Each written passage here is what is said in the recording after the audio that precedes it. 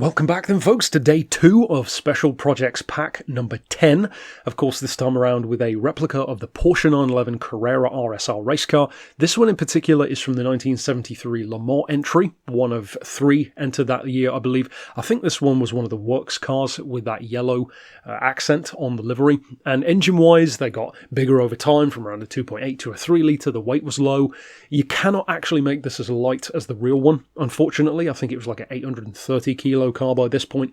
The lowest we can take this one is 920, so it's not bad, but it's definitely not as light. And as far as the power, they were up around 320ish, so I've, to kind of counteract the weight, allowed it to just have 322 horsepower without restricting it, just for, not really an advantage, but it at least makes up a tiny fraction of not being able to have the weight.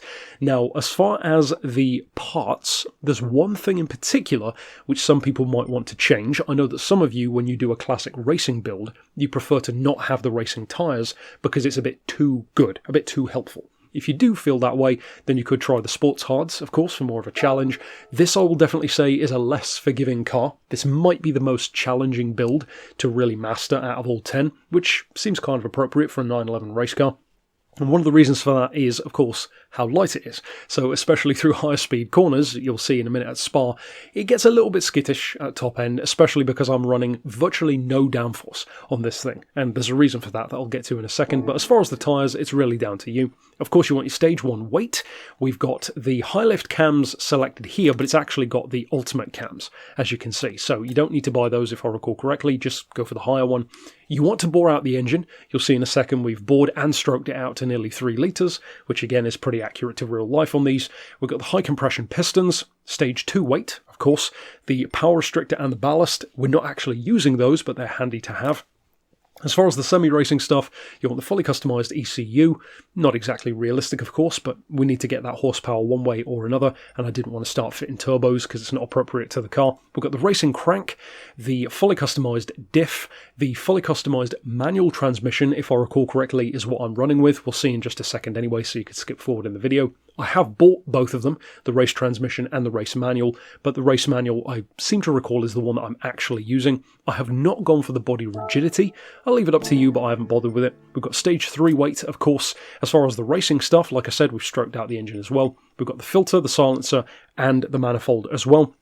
And then as far as the suspension, the racing clutch, and like I said, the transmission, they are fitted. You don't necessarily need that one though, not the transmission. Like I said, I am running racing hards on it. As far as the extreme section, I've gone for the steering angle adapter, not because it's a drift car, of course, but because it helps with the turn in. And over here, of course, you could see the ultimate section.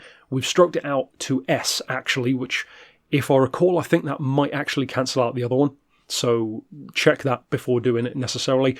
It's not the most money in the world to do both, and the high lift cams. I haven't gone for the titanium rods and pistons, like I said, because we don't want to put the power too much, because even though the weight isn't as low, you can't necessarily make up for that just by giving it more power. That would just make it more leery to drive, and I didn't want that to be the result. It's already leery enough, let's put it that way. So as far as the suspension, I've got a little bit of a difference between the front and the back. 95 on the front, 100 on the rear, 4 for anti-roll, 30 and 40 for the dampers, 2.95 for springs, a fair amount of camber, but you definitely need it on this car, 3 degrees. As far as the tow, quite a bit there as well. I've towed in 0.30 on the back, towed out 0.20 on the front. As far as the diff, I've got triple 50. Might not be to everyone's taste, but give it a try and see what you think.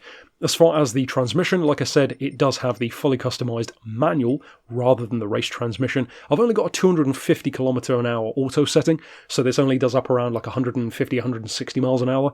But for most tracks, it's good enough. And if you do need it to do more, obviously just extend that out a little bit. It's as simple as that. As far as the ballast, the ECU, the power restrictor, none of that is touched.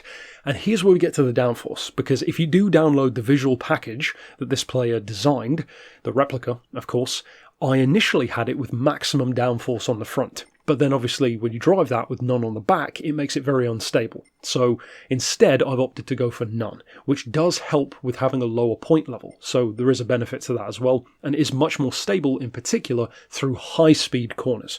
You'll see in the uphill section toward the start of Spa in a second, that is where this kind of car will become more unstable. It's those high speed curves.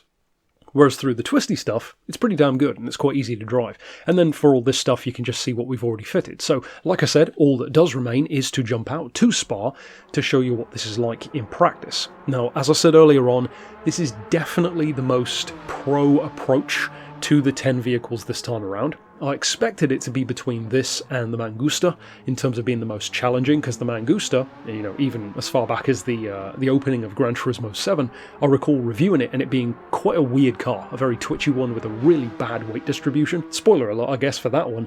It's actually quite easy to drive, it's surprisingly forgiving, whereas this is the real challenging one from the pack. If you use it correctly, and if you stick with it, then it will give you some good lap times, especially for its power level, and as far as the point level, of course you could change the tyres to make it potentially more useful, maybe at the 600 point level, but ultimately, whether you decide to just use it for fun or for actual racing, I'll leave that down to you, as to what tyres you need.